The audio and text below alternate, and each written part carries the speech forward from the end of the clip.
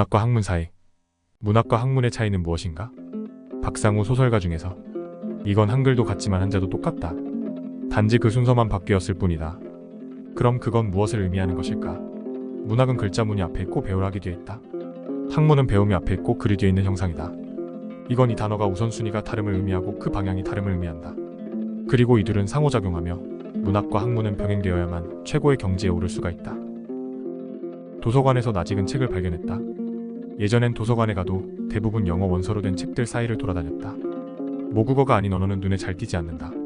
그건 그 단어와 문장이 품은 의미를 직관적으로 이해하고 느끼지 못하기 때문이다. 그래서 책장 속을 돌아다녀도 책들이 풍기는 어렴풋한 느낌들만 있을 뿐 그 느낌이 호기심과 반가움 같은 감정을 유발하기가 쉽지 않았다. 하지만 지금은 모국어로 가득 찬 책장 사이를 돌아다닌다. 수많은 제목들이 눈길을 끈다. 호주에서 전자책으로만 읽던 책들을 여기서 손으로 만질 수 있게 되었다. 책장 사이를 돌아다니다가 박상우 작가가 쓴 소설가를 발견했다. 이 책은 내가 호주에 글을 쓰던 초창기에 읽고 아주 감명을 받았던 기억이 있다. 당시 소설 작법을 위해 이리저리 글쓰기 관련 책들을 뒤적이다 찾게 된 보석이었다. 그때 책을 읽고 독후감을 썼던 기억이 있다. 하나의 독후감으론 너무 부족했던 모양이다. 인상 깊은 구절들과 감동적인 구절들이 너무 많다. 반가움에 책장에서 그 책을 끄집어내어 다시 읽었다. 이미 읽을 책을 가방에 들고 왔지만 우연히 만난 과거의 인연을 다시 읽게 되었다. 삶은 항상 이런 우연히 만들어내는 즐거움 때문에 살아갈 만하다.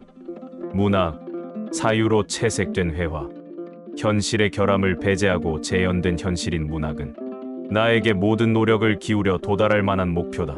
그 노력이란 것이 정말로 인간적이라면, 즉 동물적이지 않다면 말이다. 페르난두 페소와 불안의 서중에서 나는 학문보다 문학을 더 선호한다. 학문은 돈이 되는 배움이고 문학은 돈이 안 되는 배움이다. 그래서 항상 문학은 학문에 비해 홀대받기 쉽다. 자본주의 세상에 돈이 되지 않는 것은 그 가치와 관심이 줄어들 수밖에 없는 건 당연지다. 하지만 문학이 없다면, 즉 인간적인 삶에 대한 이야기가 없다면 세상은 지금보다 더 빠르게 차가워져 버릴 것이다. 그래서 문학이 버티고 있어야만 한다. 홀대받고 힘겨울지라도 말이다. 하지만 최근 대한민국의 문학 바람이 거세게 몰아치고 있다. 내가 자주 다니는 도서관에도 한강의 노벨 문학상 수상 이후 문학을 읽는 사람들이 부쩍 늘어났다는 것을 실감할 수 있다. 주말이면 도서관에 앉을 자리가 없을 정도이다. 과거 퇴사 후 호주로 가기 전 자주 찾았던 도서관은 도서관이라기보단 독서실에 가까웠다. 물론 한글 단어로만 보면 두 단어가 크게 다를 게 없지만 한국인이라면 이 두 단어의 어감 차이를 통해 의미하는 바가 다르다는 것을 금방 짐작할 수 있을 것이다. 독서실은 공부를 하는 공간을 의미한다. 책을 읽는다기보다 지식을 이해하고 외우는 공간이다. 대부분이 전문 자격과 시험을 위해 공부하는 차들이 대부분이다. 그 당시 도서관에는 이런 곳이 공시족이나 각종 자격증을 위해 공부하는 사람들이 대부분이었다. 그들이 보고 있는 책들은 대부분 수험서나 기술 자격 서적들이었다. 배움 전문 지식을 위해 글을 보는 차들이다. 지금도 도서관에는 이런 배움을 위해 글을 읽는 사람들이 여전히 많다. 하지만 노벨상의 효과 때문일까? 글을 음미하며 배움을 얻고자 하는 사람들도 부쩍 늘어났다. 전자는 전문적이고 실용적인 지식을 위해 글을 수단으로 이용하는 차들이고, 후자는 감동과 깨달음 각성을 위해 글을 음미하는 하는 차들이다. 문학. 문학은 글을 우선하는 분야이다.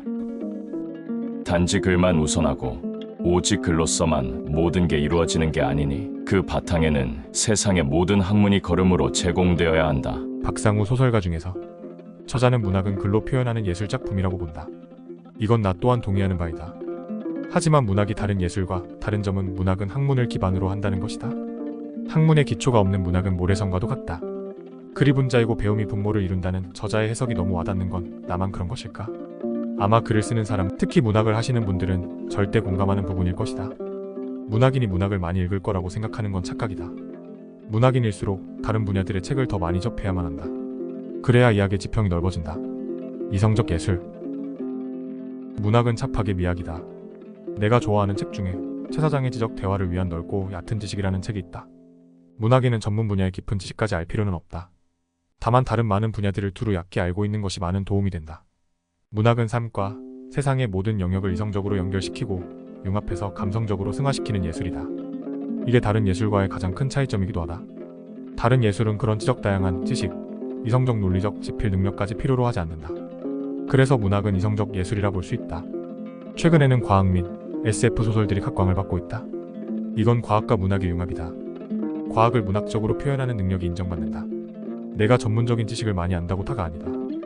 그것을 어떻게 풀어서 특히 이야기라는 구조 속에 담아내어 독자로 하여금 이해와 공감을 이끌어내고 거기에 감동까지 얹혀줄 수 있느냐 하는 문제는 지식의 깊이와는 크게 관련이 없다.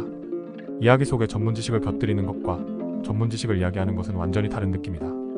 일반인은 봐도 알 수 없는 딱딱한 논문밖에 쓸 줄 모르는 지식인은 세상과 사람과의 소통을 멈춘 자이다. 지식의 늪에만 빠져있는 것이다. 지식을 인간의 삶을 이야기하는 재료로 쓸 수 있어야 한다. 여러 가지 학문을 문학과 연결시키고 융합하는 것이다. 문학과 학문이 서로 상호 보완적인 관계가 되는 것이다. 그러기 위해선 문학인도 여러 분야를 공부해야 하고 전문가들도 문학을 많이 접해야 한다. 분모의 배움이 많아지면 분자에 담길 문학이 많아지는 법이다. 좁은 지식에 갇혀있는 문학은 생명력이 짧다. 학문. 학문은 문학과 달리 글이 아니라 전문 분야를 우선으로 삼는다. 나름대로의 학문적 체계를 갖추기 위해 글을 전달 수단으로 삼는다. 박상우 소설가 중에서 사실 학문은 두 가지로 나뉜다. 학문과 또 다른 학문이다. 우리가 일반적으로 사용하는 학문이라는 단어는 후자를 의미하는 것이다. 학문이란 서경, 시경, 주역, 춘추 등 악다위의 시서와 유계를 배우는 이를 일컫는다. 학문은 어떤 분야를 체계적으로 배워서 익힘 또는 그런 지식을 말한다. 네이버 국어사전 참조. 하지만 이것은 단지 시대적 배경의 차이라 생각한다. 과거 고대 동양의 문인들은 오직 서경이나 주역 같은 것만 학문으로 생각했기 때문이다. 하지만 현대는 모든 분야가 학문이다. 학문 세계의 지평이 너무 광대하고 넓다. 그래서 문이라는 글자가 묻다로 바뀐 것일 뿐이다. 학문은 전문 지식을 익히기 위해 글을 이용하는 것이다. 이런 글에는 그 어떤 감성이나 감정을 품고 있지 않다. 사실과 이성 그리고 합리를 갖추어 적어놓은 영혼 없는 글자들이 조합이다. 하지만 세상은 사실과 이성과 합리라는 삼박자를 유지하며 돌아가는 곳이다. 무질서를 막기 위해서는 이성적인 제도가 필요하다. 그리고 이런 무정하고 감정 없는 지식들의 많고 적음으로 그 사람에게 자격과 가치를 부여한다. 그런 사람들을 우리는 전문가 혹은 전문직 사람이라고 표현한다. 일반인은 전문가의 도움 없이 세상을 살아갈 수 없다. 그래서 그들은 일반인의 수요와 전문가의 공급의 격차로 인해 불을 쌓는다.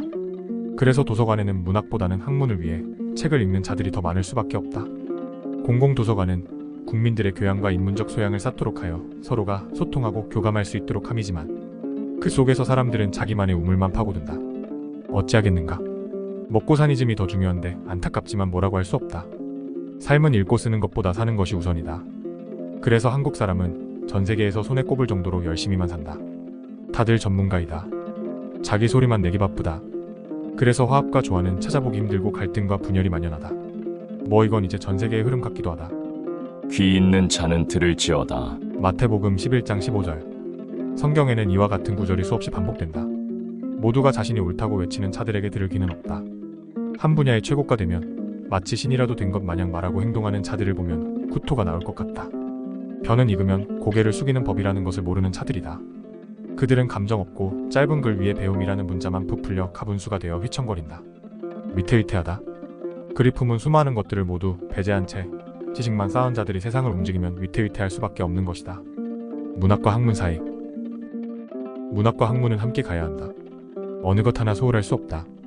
하지만 우리가 이것을 병행하기 힘든 건 문학의 학문까지 모두 하려면 삶이 너무 위태하며 공공해지고 학문을 하는 자는 문학을 들여다보기엔 성공으로 가는 게 더뎌질까 두렵기 때문이다.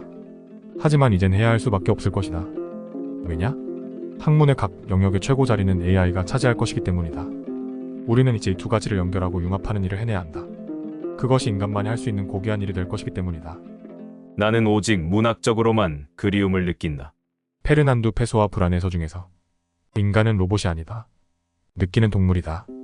이젠 학문은 감성을 품어야 하고 문학은 지성을 넓혀야 할 때이다. 당신은 동의하는가? 문학과 학문 사이에서 고민하는 당신에게 이 책을 추천한다.